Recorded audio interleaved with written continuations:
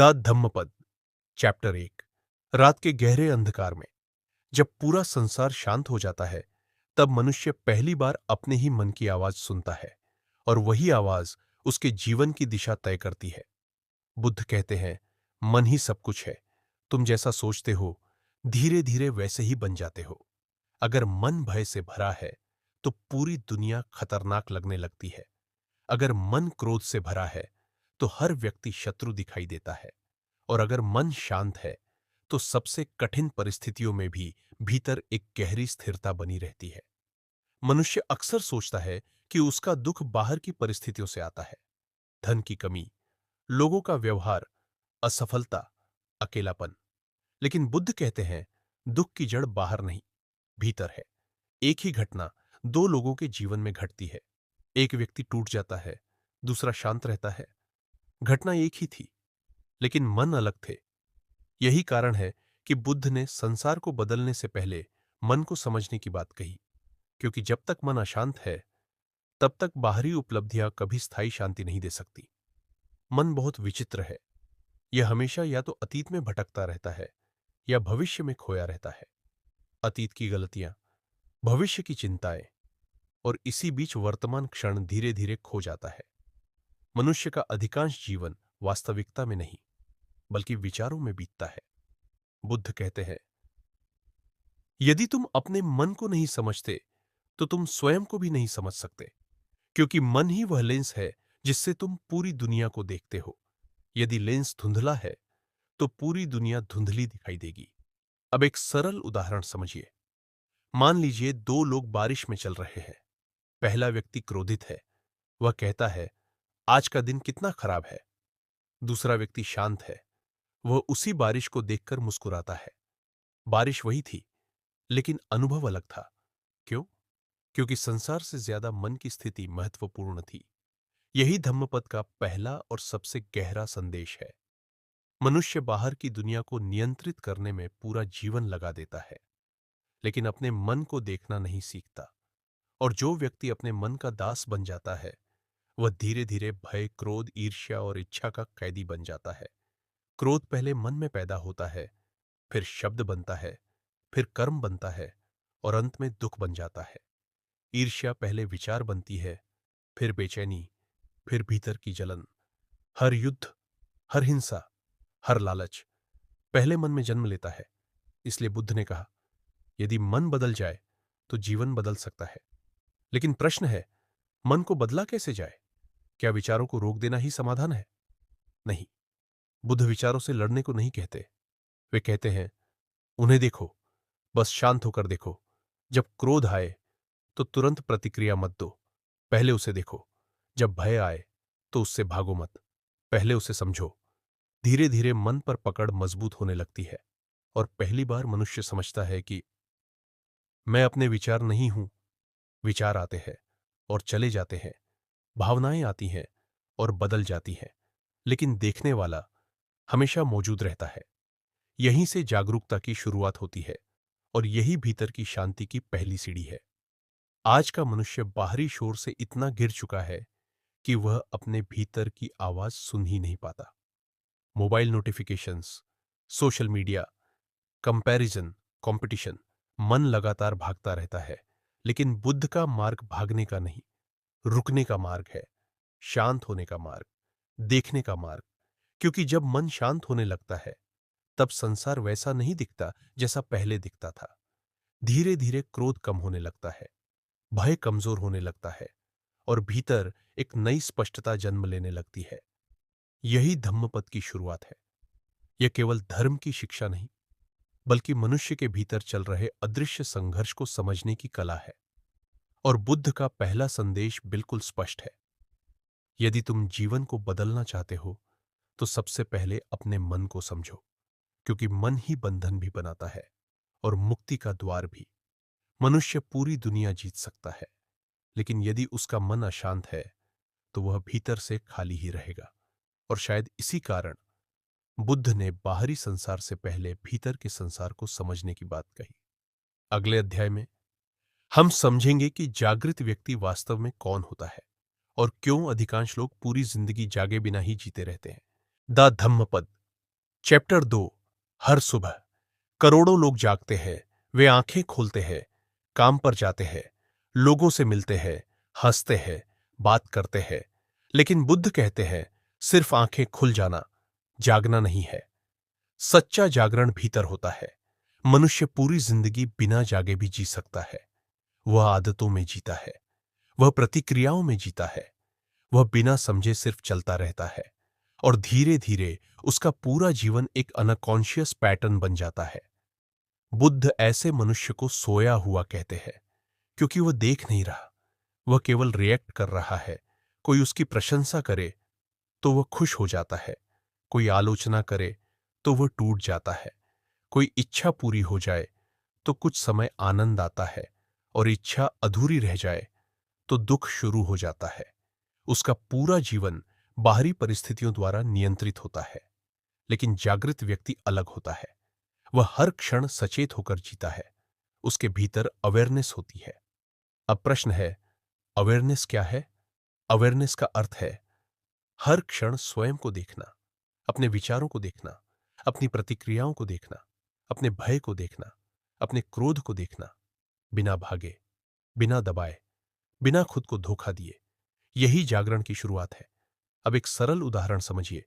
मान लीजिए किसी ने आपको अपमानित कर दिया। साधारण व्यक्ति तुरंत क्रोधित हो जाएगा, उसका मन बिना रुके प्रतिक्रिया देगा। लेकिन जागृत व्यक्ति पहले अपने भीतर उठ रहे क्रोध को देखेगा।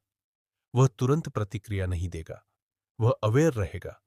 और यही छोटा सा अंतर धीरे धीरे चेतना को बदल देता है। बुद्ध कहते हैं, मनुष्य का सबसे बड़ा कारागार उसकी अनकॉन्शियसनेस है। अधिकांश लोग सोचते नहीं, वे केवल कंडीशन्ड होते हैं। समाज उन्हें जैसा बनाता है, वे वैसे ही जीने लगते हैं। बचपन से उन्हें सिखाया जाता है, सफल बनो, दूसरों से आगे निकलो, नाम कमाओ, धन इकट्ठा करो। लेकिन बहुत कम लोग यह पूछते हैं, मैं वास्तव में कौन हूं? क्या मैं सच में जागकर जी रहा हूं, या केवल भीड़ का हिस्सा हूं? यही प्रश्न जागरण का पहला द्वार है। अब इमेजिन कीजिए, एक व्यक्ति सपना देख रहा है। सपने में उसे सब वास्तविक लगता है, डर भी, भागना भी, दुख भी। लेकिन जैसे ही वह जागता है, उसे समझ आता है कि वह केवल सपना था। बुद्ध कहते हैं, अधिकांश मनुष्य इसी तरह मानसिक सपनों में जीते हैं। वे अपने विचारों को ही रियलिटी मान लेते हैं। अगर मन कहे तुम असफल हो, तो वे मान लेते हैं। अगर मन कहे तुम दुखी हो, तो वे उसी पहचान में जीने लगते हैं। लेकिन जागृत व्यक्ति अपने मन को अंतिम सत्य नहीं मानता। वह जानता है, विचार आते हैं और चले जाते हैं, भावनाएं बदलती रहती है, लेकिन अवेयरनेस हमेशा शांत रहती है। यही कारण है कि बुद्ध ने मेडिटेशन को भागने का नहीं, जागने का मार्ग कहा। ध्यान का अर्थ विचारों को फोर्सफुली रोकना नहीं है, बल्कि उन्हें शांत होकर देखना है। जब व्यक्ति देखने लगता है, तो धीरे धीरे मन की पकड़ कमजोर होने लगती है, और पहली बार भीतर एक गहरी शांति जन्म लेती है। आज का मनुष्य लगातार डिस्ट्रैक्शन में जी रहा है। Mobile screen, endless scrolling, comparison, constant noise. मन कभी शांत नहीं होता, और जब मन शांत नहीं होता, तो अवेयरनेस पैदा नहीं होती। यही कारण है कि आधुनिक जीवन में इतनी बेचैनी बढ़ती जा रही है। लोगों के पास इंफॉर्मेशन बहुत है, लेकिन क्लैरिटी नहीं। ज्ञान बहुत है, लेकिन जागरूकता नहीं। बुद्ध कहते हैं, जो व्यक्ति स्वयं को देखना सीख जाता है, वह धीरे धीरे भीतर से मुक्त होने लगता है। क्योंकि जागरण का अर्थ दुनिया छोड़ना नहीं है।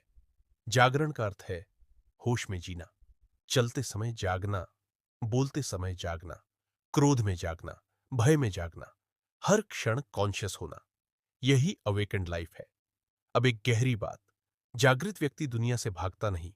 वह संसार में रहते हुए भी भीतर शांत रहता है, जैसे समुद्र की सतह पर लहरें हों, लेकिन गहराई में पूर्ण शांति हो।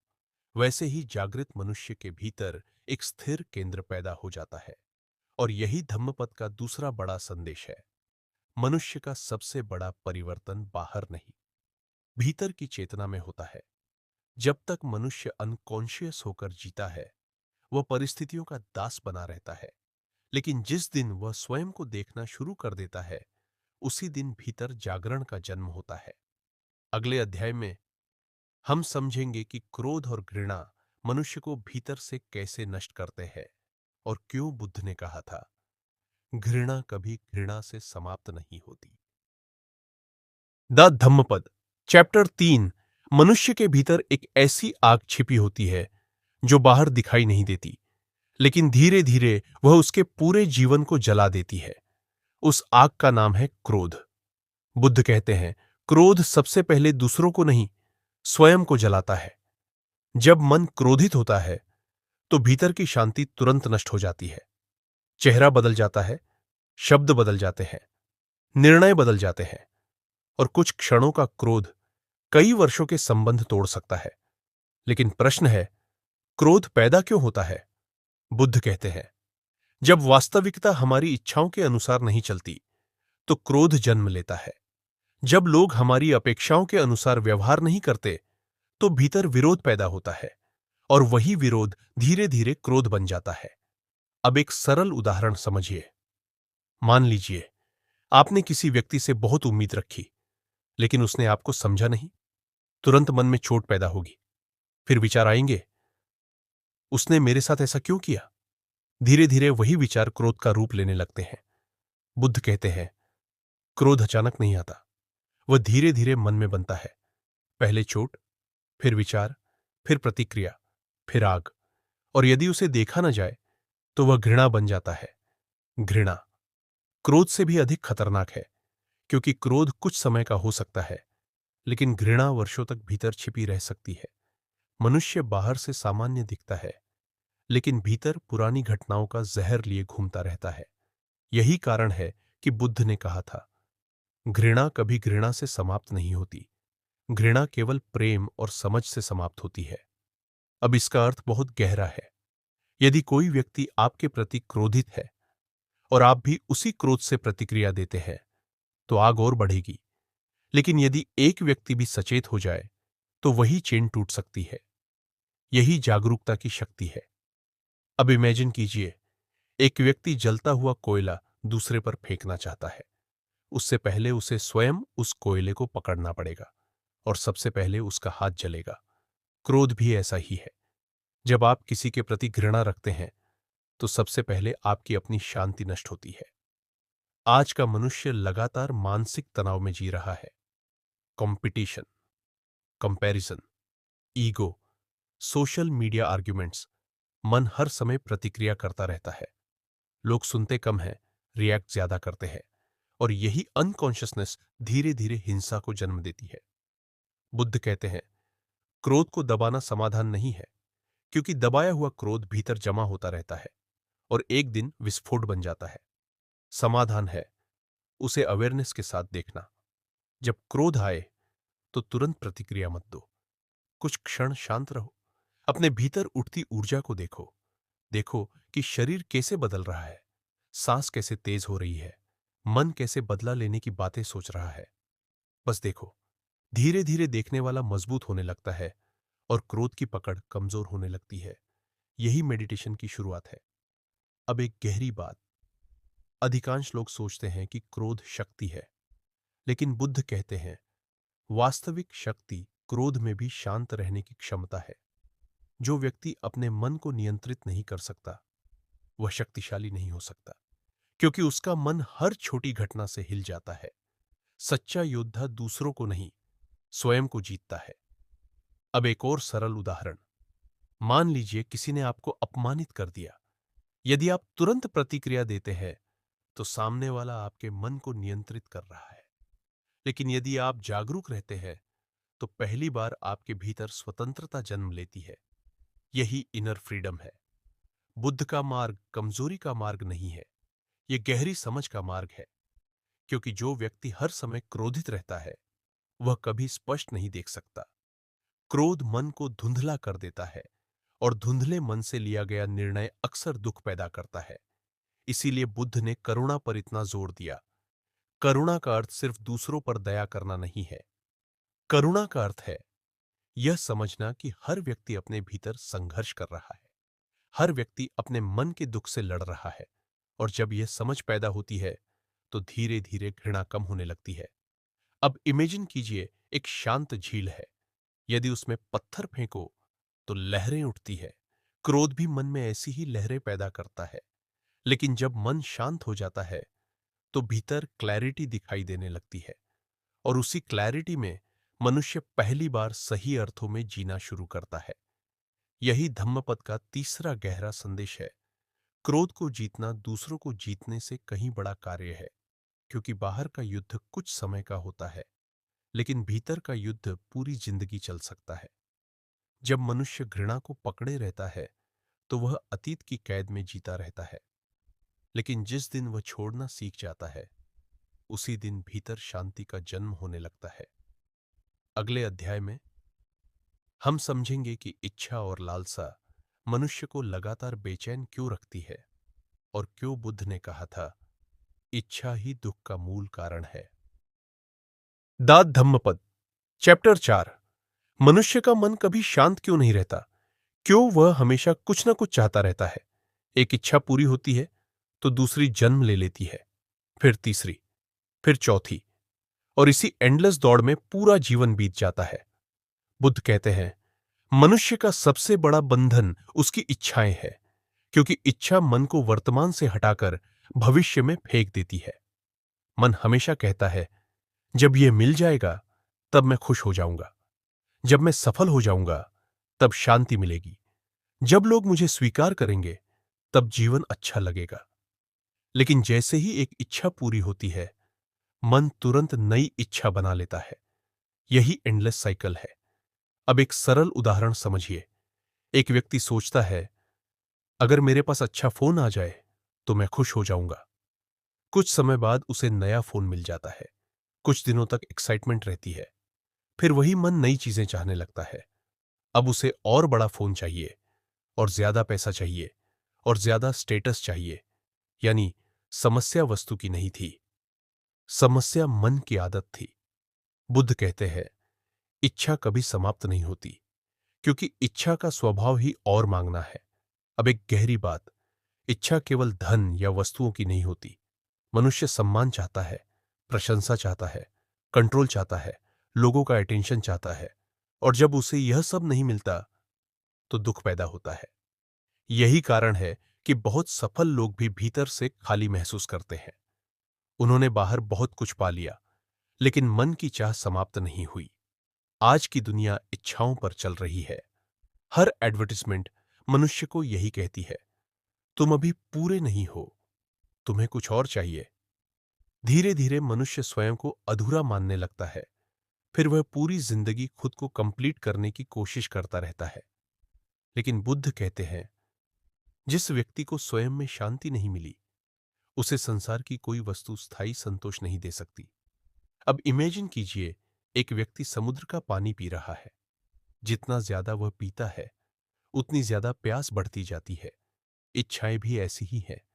वे कुछ समय का सुख देती हैं, लेकिन फिर और बड़ी खालीपन पैदा कर देती है।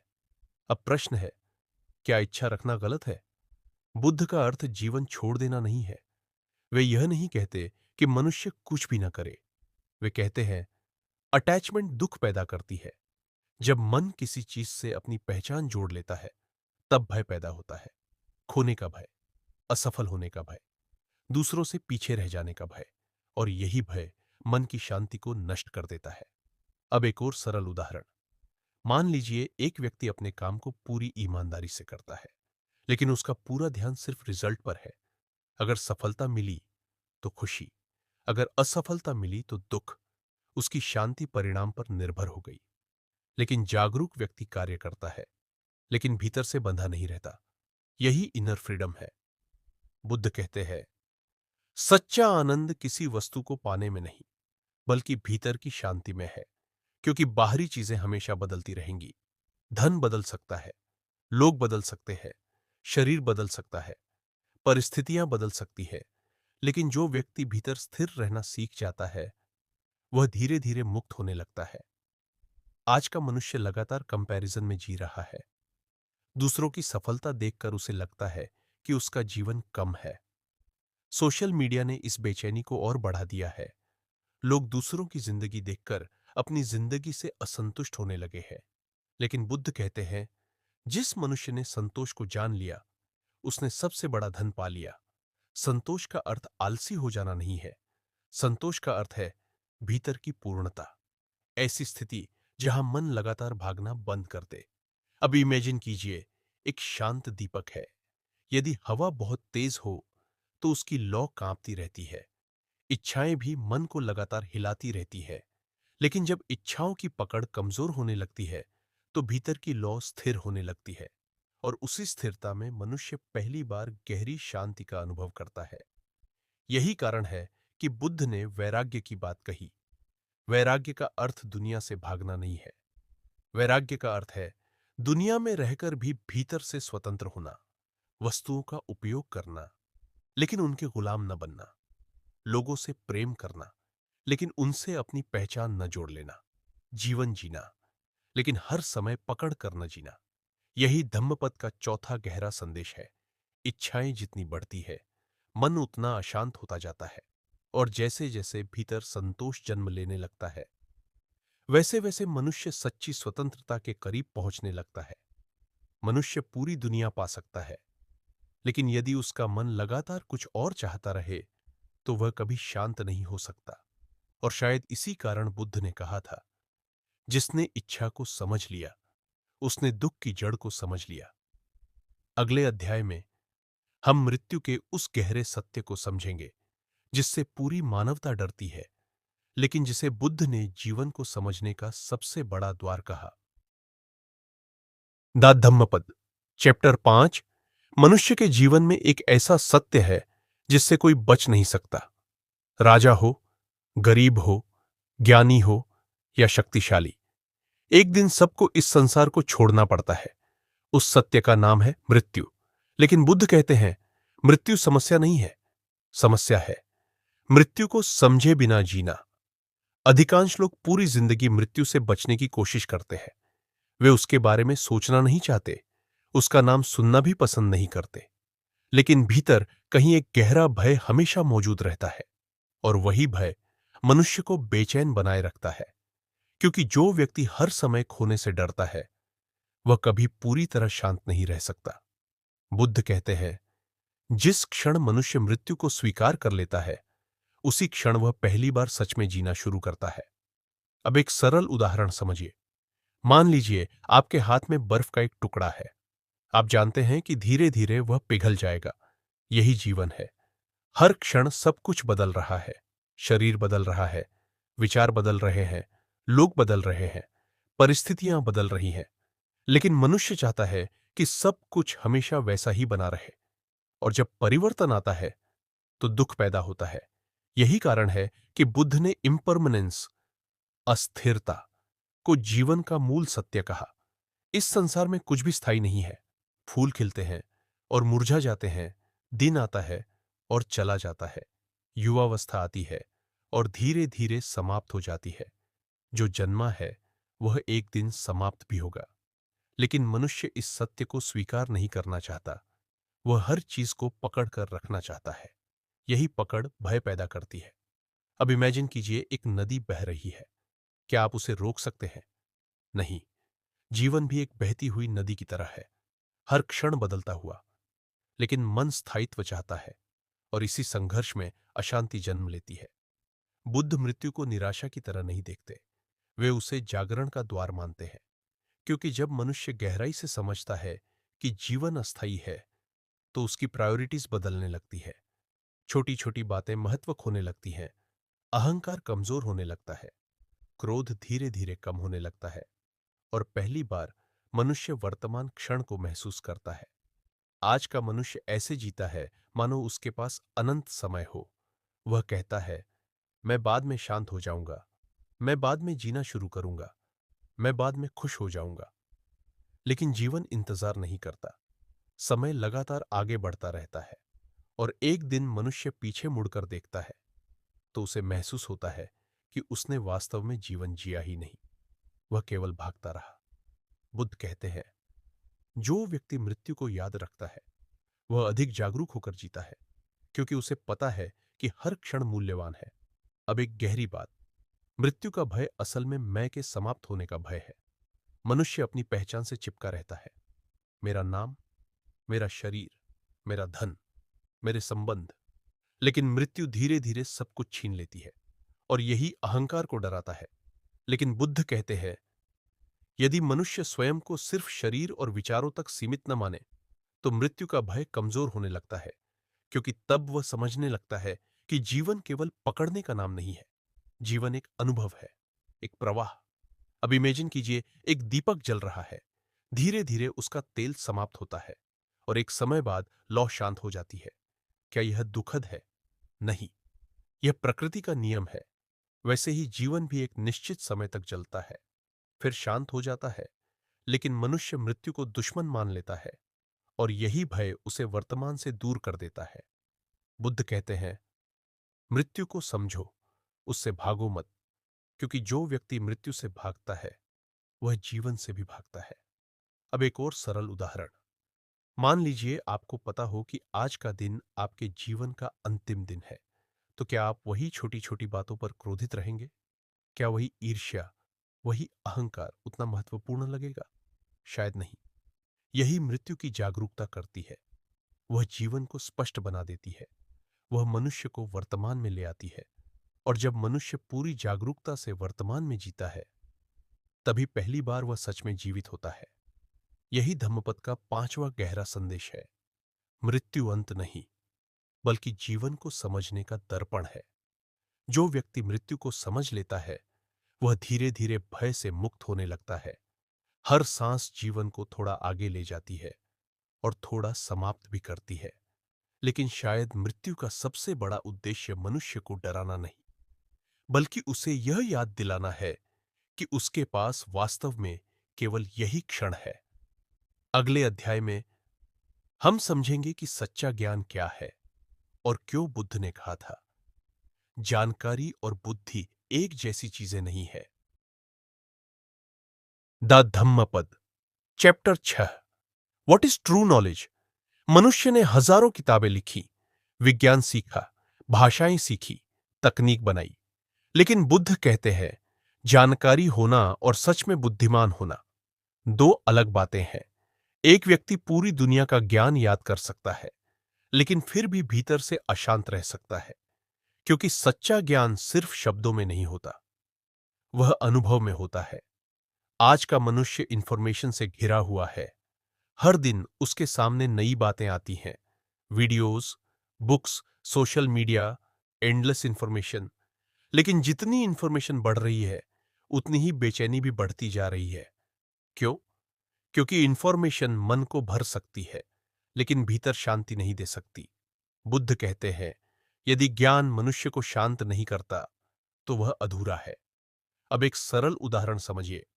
मान लीजिए एक व्यक्ति ने सैकड़ों किताबें पढ़ ली कि क्रोध बुरा है, लेकिन जैसे ही कोई उसका अपमान करता है, वह तुरंत क्रोधित हो जाता है। तो क्या उसने वास्तव में क्रोध को समझा? नहीं, उसने केवल शब्द सीखे। सच्चा ज्ञान तब आता है जब मनुष्य स्वयं को अनुभव से समझता है। यही कारण है कि बुद्ध ने केवल बिलीफ पर जोर नहीं दिया। उन्होंने कहा, देखो, समझो, स्वयं अनुभव करो।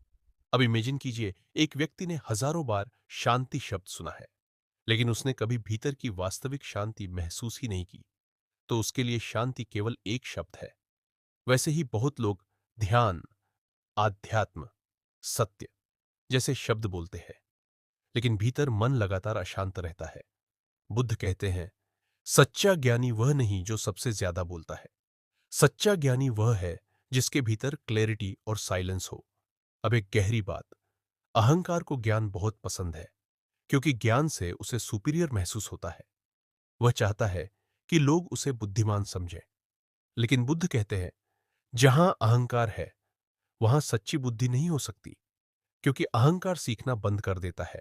वह सोचता है, मैं पहले से जानता हूं, और यही आंतरिक अंधापन बन जाता है। अब एक और सरल उदाहरण। कल्पना कीजिए, एक कप पहले से भरा हुआ है। क्या उसमें नया पानी डाला जा सकता है? नहीं। वैसे ही जो मन हमेशा अपने ज्ञान से भरा रहता है, वह नई समझ को स्वीकार नहीं कर पाता। इसीलिए बुद्ध ने विनम्रता को इतना महत्व दिया, क्योंकि विनम्र मन सीख सकता है। अब सोचिए, एक साधारण किसान जो शांत है, दयालु है, जागरूक है, और दूसरी ओर एक बहुत पढ़ा लिखा व्यक्ति जो भीतर से क्रोधित और अशांत है। इन दोनों में वास्तविक बुद्धिमान कौन है? बुद्ध के अनुसार वह व्यक्ति जो स्वयं को समझता है, क्योंकि स्वयं को समझना दुनिया को समझने से कहीं कठिन है। आज का मनुष्य बाहर की दुनिया को समझने में लगा है, लेकिन भीतर देखने से डरता है, क्योंकि भीतर उसे अपना भय दिखाई देगा, अपनी बेचैनी दिखाई देगी, अपना अकेलापन दिखाई देगा। और यही कारण है कि अधिकांश लोग हमेशा डिस्ट्रैक्शन में जीते हैं। वे अकेले शांत बैठ नहीं पाते, उन्हें हमेशा कुछ न कुछ चाहिए। म्यूजिक, फोन, कॉन्वर्सेशन, एंटरटेनमेंट, क्योंकि साइलेंस में मनुष्य पहली बार अपने वास्तविक मन से मिलता है। और यही मुलाकात आसान नहीं होती। लेकिन बुद्ध कहते हैं, सच्चे ज्ञान की शुरुआत यहीं से होती है, जब मनुष्य भागना बंद कर देता है और स्वयं को देखना शुरू करता है। अब इमेजिन कीजिए, एक शांत झील है। यदि पानी लगातार हिलता रहे तो उसमें कुछ साफ दिखाई नहीं देगा। लेकिन जब झील शांत हो जाती है तो उसमें पूरा आकाश दिखाई देने लगता है। मन भी ऐसा ही है। जब मन लगातार विचारों और इच्छाओं से भरा रहता है तो क्लैरिटी नहीं आती, लेकिन जब भीतर शांति आती है तो समझ गहरी होने लगती है। यही बुद्धि है। बुद्ध कहते हैं, सच्चा ज्ञान मनुष्य को सरल बना देता है। वह दिखावा कम करता है, वह बहस कम करता है, वह सुनना सीख जाता है, क्योंकि उसे समझ आ जाता है कि सत्य शब्दों से बड़ा है। अब एक और गहरी बात, बहुत लोग सोचते हैं कि आध्यात्मिक ज्ञान सिर्फ मंदिरों या किताबों में मिलता है, लेकिन बुद्ध कहते हैं, यदि जागरूकता हो तो पूरा जीवन ही शिक्षक बन जाता है। एक पेड़, एक नदी, एक मौन क्षण, एक दर्द, एक संबंध, सब कुछ सीखने का माध्यम बन सकता है, क्योंकि सच्चा ज्ञान बाहर से नहीं थोपा जाता, वह भीतर जन्म लेता है। और जिस दिन मनुष्य भीतर से समझने लगता है, उसी दिन उसकी चेतना बदलने लगती है। यही धम्मपद का छठा गहरा संदेश है। ज्ञान केवल जानकारी इकट्ठा करना नहीं है, ज्ञान का वास्तविक अर्थ है स्वयं को इतनी गहराई से समझ लेना कि भीतर शांति जन्म लेने लगे। मनुष्य पूरी दुनिया के बारे में जान सकता है, लेकिन यदि वह स्वयं को नहीं समझता तो उसका ज्ञान अधूरा रहेगा। और शायद इसी कारण बुद्ध ने कहा था, हजारों शब्दों से बेहतर वह एक शब्द है जो मन में शांति ला दे। अगले अध्याय में हम समझेंगे कि मनुष्य का सबसे बड़ा युद्ध बाहर नहीं, बल्कि स्वयं के भीतर क्यों चलता है, और क्यों बुद्ध ने कहा था, स्वयं पर विजय सबसे बड़ी विजय है।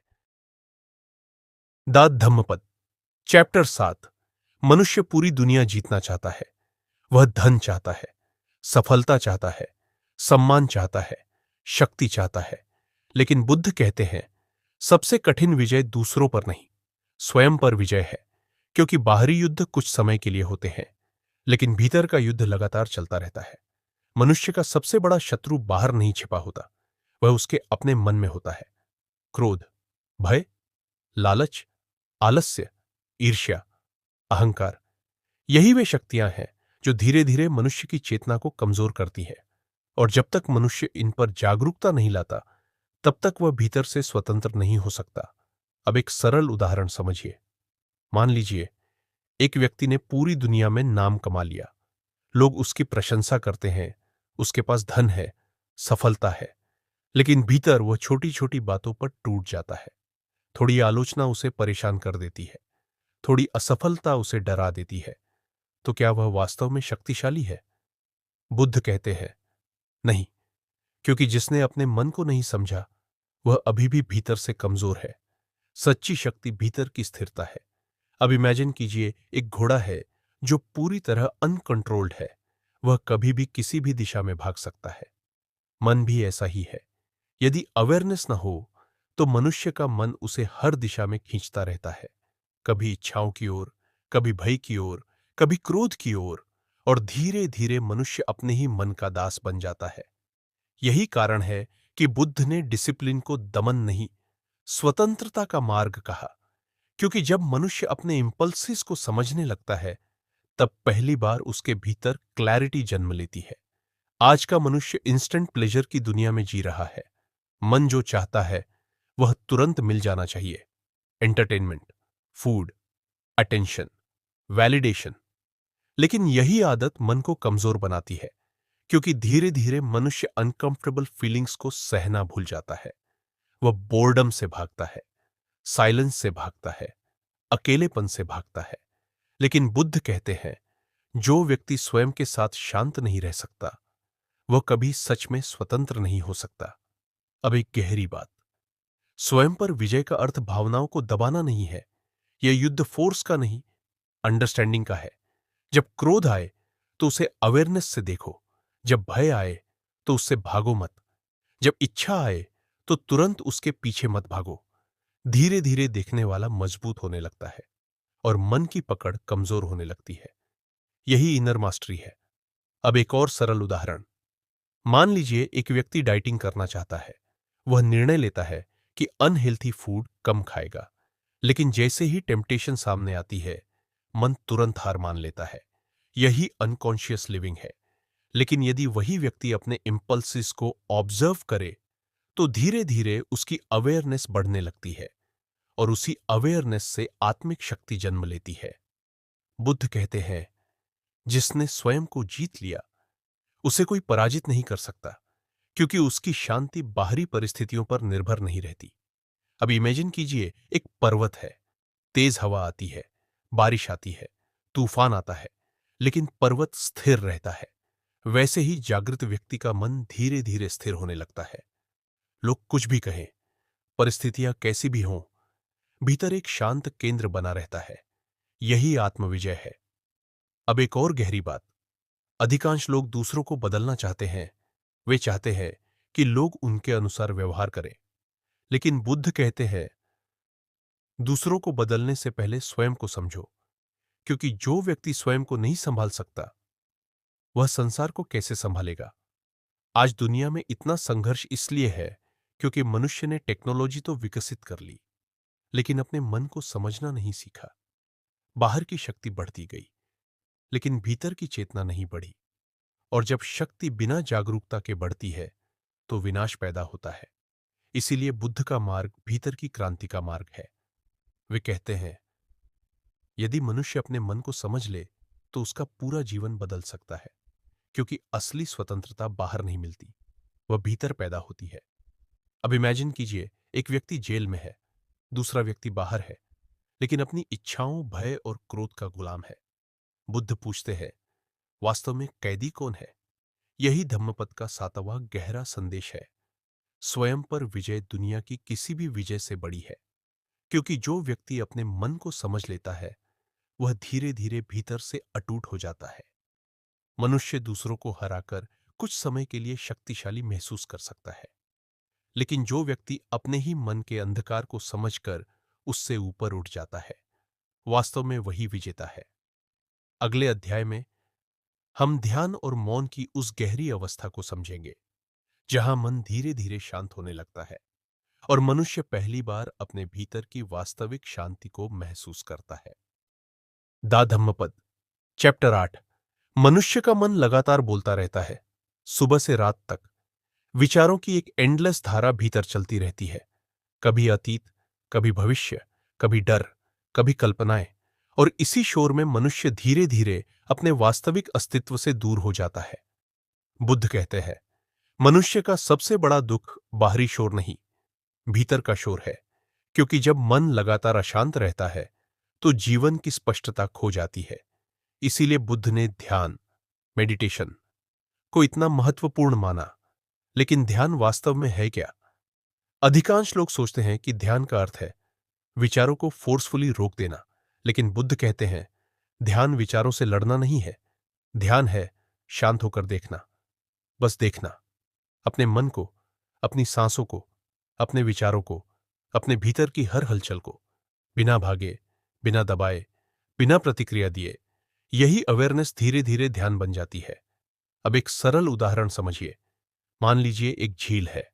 यदि उसमें लगातार पत्थर फेंके जाए, तो पानी कभी शांत नहीं होगा, उसमें आकाश साफ दिखाई नहीं देगा। मन भी ऐसा ही है।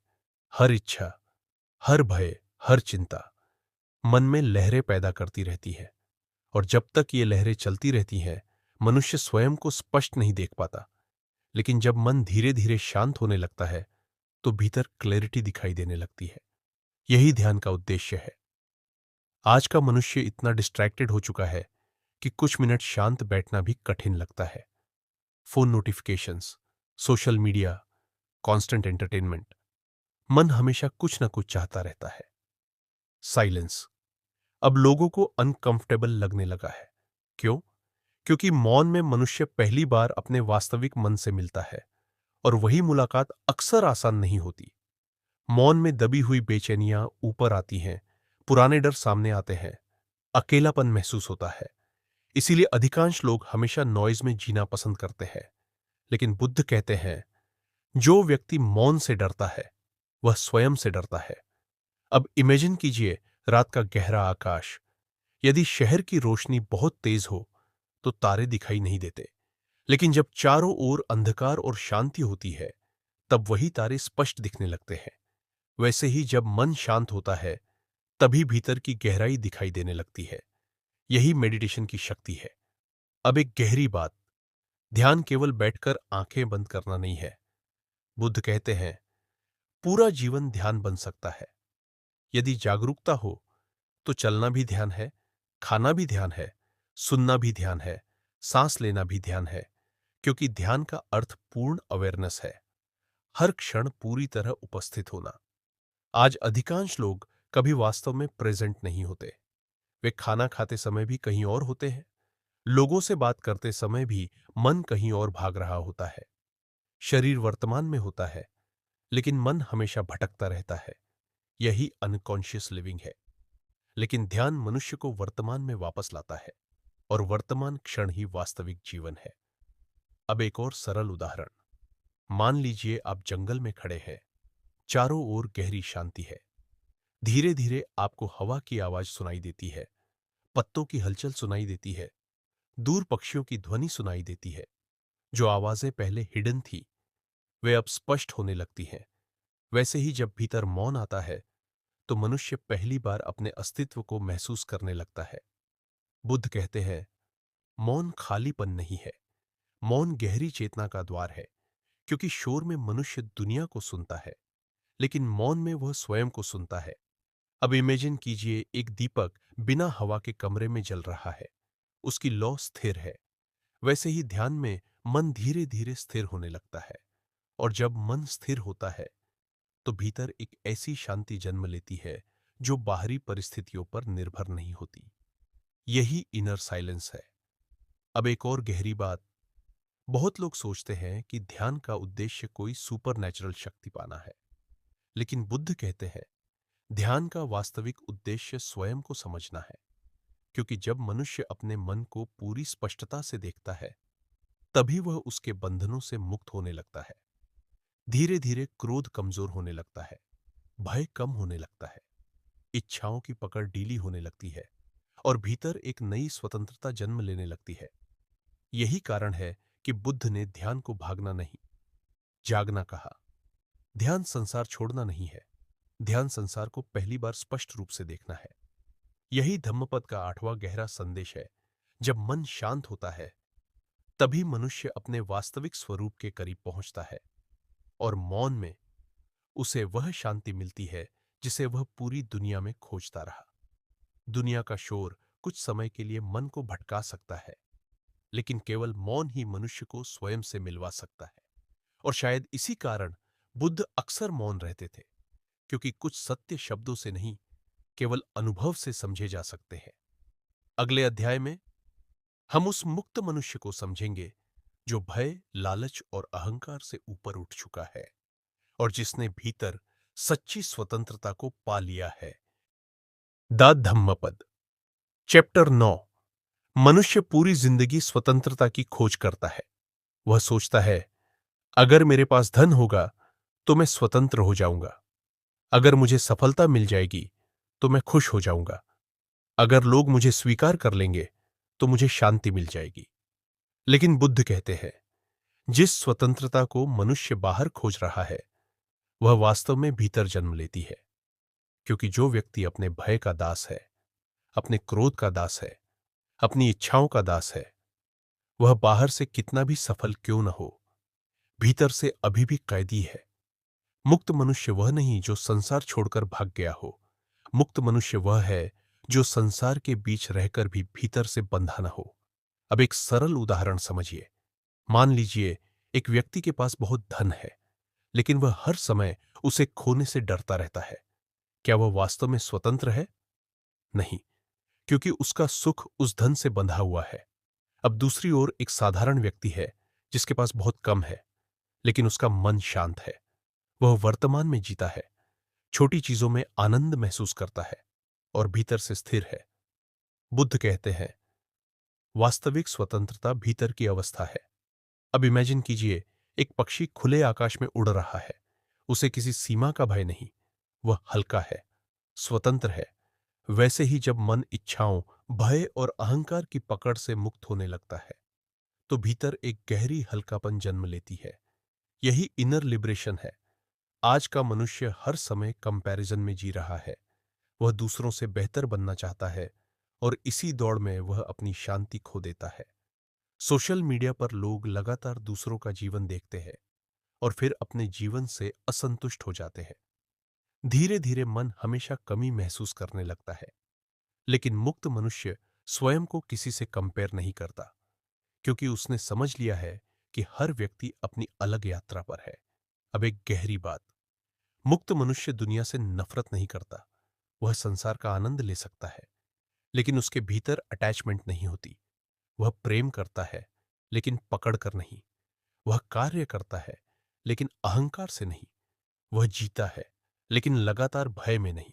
यही कारण है कि बुद्ध के भीतर एक गहरी शांति दिखाई देती थी, क्योंकि उनकी खुशी बाहरी परिस्थितियों पर निर्भर नहीं थी। आज अधिकांश लोग अपनी पहचान को बाहरी चीजों से जोड़ लेते हैं। मेरा नाम, मेरा करियर, मेरा स्टेटस, मेरी इमेज। और जैसे ही इनमें से कुछ हिलता है, मन टूटने लगता है। लेकिन मुक्त मनुष्य जानता है कि ये सब बदलने वाली चीजें हैं, इसलिए उसकी शांति इन पर आधारित नहीं रहती। अब इमेजिन कीजिए, समुद्र की सतह पर तूफान चल रहा है। ऊपर लहरें हैं, शोर है, हलचल है, लेकिन समुद्र की गहराई में पूर्ण शांति है। वैसे ही मुक्त मनुष्य के भीतर एक ऐसा शांत केंद्र होता है जिसे बाहरी परिस्थितियां आसानी से नहीं हिला पाती। यही इनर स्टिलनेस है। अब एक और सरल उदाहरण। मान लीजिए किसी ने आपकी आलोचना की। यदि आपकी पहचान दूसरों की राय पर टिकी है, तो आप तुरंत दुखी हो जाएंगे। लेकिन यदि भीतर क्लैरिटी है, तो शब्द आपको उतना प्रभावित नहीं करेंगे। यही फ्रीडम है। बुद्ध कहते हैं, मुक्ति का अर्थ दुनिया से भागना नहीं है। मुक्ति का अर्थ है भीतर से जाग जाना। जब मनुष्य अपने विचारों को केवल विचार की तरह देखने लगता है, तब उनकी पकड़ कमजोर होने लगती है। जब वह इच्छाओं को ऑब्जर्व करता है, तो धीरे धीरे उनकी शक्ति कम होने लगती है। जब वह भय को समझता है, तो भय डिसॉल्व होने लगता है और इसी प्रोसेस में चेतना धीरे धीरे मुक्त होने लगती है। यही निर्वाण की दिशा है। अब एक गहरी फिलोसॉफिकल बात। अधिकांश लोग स्वतंत्रता को जो मन करे वह करना समझते हैं, लेकिन बुद्ध कहते हैं, यदि मन ही अशांत है, तो उसके पीछे चलना स्वतंत्रता नहीं, गुलामी है। सच्ची स्वतंत्रता तब है जब मनुष्य अपने इंपल्सिस का दास न रहे, जब वह जागरूक होकर जी सके। अब इमेजिन कीजिए, एक दीपक अंधेरे कमरे में जल रहा है। उसकी छोटी सी रोशनी पूरा अंधकार मिटा देती है। वैसे ही जागृति की थोड़ी सी रोशनी भी मनुष्य के भीतर के भय और भ्रम को बदलने लगती है। यही कारण है कि बुद्ध का मार्ग भीतर की मुक्ति का मार्ग है। वे कहते हैं, जिस दिन मनुष्य स्वयं को पकड़ना छोड़ देता है, उसी दिन उसके भीतर वास्तविक शांति जन्म लेती है और तब वह पहली बार सच में स्वतंत्र होता है। यही धम्मपद का 9वां गहरा संदेश है। मुक्ति बाहर नहीं मिलती। वह तब जन्म लेती है जब मनुष्य अपने ही मन के बंधनों को पहचान लेता है और उनसे धीरे धीरे ऊपर उठने लगता है। मनुष्य पूरी दुनिया में शांति खोज सकता है, लेकिन जब तक उसका मन भय, इच्छा और अहंकार से बंधा है, तब तक वह स्वतंत्र नहीं हो सकता। और शायद इसी कारण बुद्ध ने कहा था, जिसने स्वयं को जीत लिया, उसे कोई बंधन बांध नहीं सकता। अगले और अंतिम अध्याय में हम उस अंतिम शांति को समझेंगे, जहां मन पूरी तरह शांत हो जाता है और मनुष्य अस्तित्व के साथ एक गहरे मौन में विलीन होने लगता है। दा धम्मपद, चैप्टर 10, अंतिम शांति। मनुष्य पूरी जिंदगी कुछ खोजता रहता है। धन, सफलता, प्रेम, पहचान, सुरक्षा। उसे लगता है कि कहीं ना कहीं कोई ऐसी चीज है जो उसे पूर्ण शांति दे देगी। लेकिन बुद्ध कहते हैं, जिस शांति को मनुष्य बाहर खोज रहा है वह हमेशा से उसके भीतर मौजूद है। समस्या यह नहीं कि शांति दूर है, समस्या यह है कि मन लगातार अशांत है, और अशांत मन शांति को पहचान नहीं पाता। यही कारण है कि धम्मापड़ा की पूरी यात्रा धीरे धीरे मनुष्य को भीतर की उस अंतिम स्थिरता तक ले जाती है, जहां पकड़ समाप्त होने लगती है, जहां भय समाप्त होने लगता है, जहां मन धीरे धीरे मौन हो जाता है। बुद्ध इस अवस्था को निर्वाण की दिशा कहते हैं, लेकिन निर्वाण कोई जादुई जगह नहीं है, यह चेतना की अवस्था है। ऐसी अवस्था जहां मनुष्य अपने ही मन के बंधनों से मुक्त होने लगता है। अब एक सरल उदाहरण समझिए। मान लीजिए एक झील है जो वर्षों से तूफानों से भरी हुई थी। लहरें, शोर, अशांति। लेकिन धीरे धीरे हवा शांत होने लगती है और पहली बार झील बिल्कुल स्थिर हो जाती है। उस शांत पानी में पूरा आकाश साफ दिखाई देने लगता है। मन भी ऐसा ही है। जब इच्छाएं शांत होने लगती है, जब भय कमजोर होने लगता है, जब अहंकार की पकड़ टूटने लगती है, तब भीतर एक गहरी शांति प्रकट होने लगती है। वह शांति बनाई नहीं जाती, वह पहले से मौजूद थी, बस मन का शोर उसे ढक रहा था। आज का मनुष्य हर समय कुछ बनने की कोशिश में लगा है। उसे लगता है कि वह अभी पर्याप्त नहीं है, इसलिए वह लगातार भागता रहता है, एक उपलब्धि से दूसरी उपलब्धि तक, एक इच्छा से दूसरी इच्छा तक। लेकिन बुद्ध कहते हैं, जब तक मनुष्य स्वयं से भागता रहेगा तब तक उसे शांति नहीं मिलेगी, क्योंकि अंतिम शांति भागने से नहीं, रुकने से मिलती है, स्वयं को देखने से मिलती है। अब इमेजिन कीजिए रात का गहरा आकाश। यदि बादल हों तो तारे दिखाई नहीं देते, लेकिन जब बादल हट जाते हैं तो आकाश हमेशा से वही होता है। वैसे ही शांति को पैदा नहीं करना पड़ता, केवल मन के बादलों को समझना पड़ता है। क्रोध, भय, लालच, अहंकार, अटैचमेंट। धीरे धीरे जब अवेयरनेस बढ़ती है तो ये बादल कमजोर होने लगते हैं और भीतर एक विशाल मौन प्रकट होने लगता है। यही इनर साइलेंस अंतिम शांति की शुरुआत है। अब एक गहरी बात। बुद्ध कहते हैं, मनुष्य का सबसे बड़ा भ्रम उसका मैं है। वह हर चीज को पकड़कर कहता है, यह मेरा है, यह मैं हूं। लेकिन सब कुछ बदल रहा है। शरीर बदल रहा है, विचार बदल रहे हैं, भावनाएं बदल रही हैं। फिर भी मनुष्य एक स्थायी पहचान को पकड़कर जीता है, और यही पकड़ दुख पैदा करती है। लेकिन जब धीरे धीरे यह पकड़ ढीली होने लगती है तो भीतर हल्कापन जन्म लेता है। यही मुक्ति है। अब इमेजिन कीजिए एक दीपक है जो पूरी रात जलता रहा। धीरे धीरे उसकी लौ शांत हो जाती है। उसमें संघर्ष नहीं है, बस एक शांत समाप्ति है। बुद्ध मृत्यु को भी इसी शांति से देखते थे, क्योंकि जिसने जीवन को समझ लिया उसके लिए मृत्यु भय नहीं रह जाती। अब एक और सरल उदाहरण। मान लीजिए आपने वर्षों तक अपने कंधों पर भारी बोझ उठाया। धीरे धीरे आप उस वजन के इतने आदी हो गए कि आपको लगा यही सामान्य है। लेकिन जिस दिन वह बोझ उतरता है तभी आपको एहसास होता है कि हल्कापन क्या होता है। मनुष्य भी अपने भीतर वर्षों का मानसिक बोझ लेकर चलता है। पुरानी यादें, भय, पछतावा, अहंकार, इच्छाएं। और जब मेडिटेशन और अवेयरनेस के माध्यम से ये बोझ हल्के होने लगते हैं तब भीतर अद्भुत शांति जन्म लेती है। यही कारण है कि बुद्ध के चेहरे पर इतनी गहरी शांति दिखाई देती थी, क्योंकि उन्होंने दुनिया को जीतने की कोशिश नहीं की, उन्होंने स्वयं को समझ लिया। और जिसने स्वयं को समझ लिया उसे संसार से लड़ने की आवश्यकता नहीं रहती। अब एक अंतिम गहरी बात। धम्मपद सिर्फ धार्मिक शिक्षा नहीं है, यह मनुष्य के भीतर की यात्रा है। अशांति से शांति तक, अज्ञान से जागरूकता तक, भय से स्वतंत्रता तक। और इस पूरी यात्रा का अंतिम संदेश है, जिस शांति को तुम संसार में खोज रहे हो वह हमेशा से तुम्हारे भीतर है। बस मन का शोर शांत होना चाहिए। यही अंतिम मुक्ति है, यही निर्वाण की दिशा है, यही अंतिम शांति है। एक दिन सब कुछ शांत हो जाएगा, विचार भी, भय भी, इच्छाएं भी। और उस गहरे मौन में शायद मनुष्य पहली बार स्वयं को वैसे देख पाएगा जैसा वह वास्तव में है। और शायद यही बुद्ध का सबसे गहरा संदेश था।